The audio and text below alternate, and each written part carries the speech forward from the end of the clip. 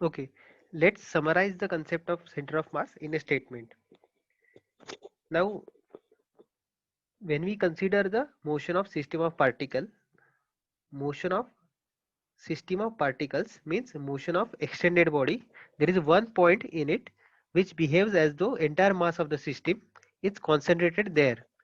Okay, basically what it means, we can replace the whole system by a single point mass, and its motion is same as would ensue if the resultant of all the forces acting on all the particles were applied directly to it.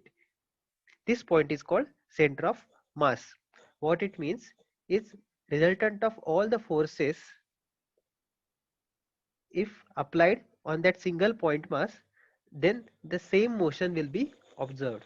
Okay, in simple language we can rewrite as, when we consider the motion of system of particle, there will be one point called center of mass of the system whose motion will be identical to motion of single particle of mass. Okay, a center of mass whose motion will be identical to motion of single particle of mass equal to mass of the given system acted upon by same external forces that act on the system. Okay, now what it means, let's say this is your external extended object or system of particle, okay, having mass m. Okay, and three different forces F1, F2, F3, these three forces are acting on this body.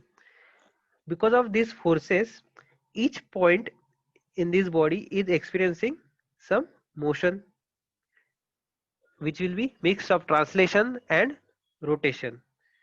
Now what this concept of center of mass suggests is that whole system can be replaced by a single point mass m. Okay, and location of this point mass m inside this body will be such that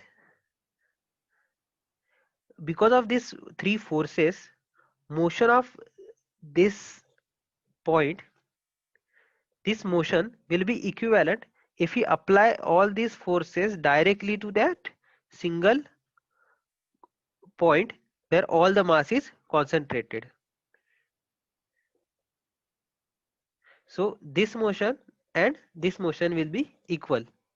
So basically we can replace the whole system of n particles by a single point mass of equivalent mass, but location of that mass inside the body will be such that its motion will be equivalent to the all the forces acting on the n system of particles.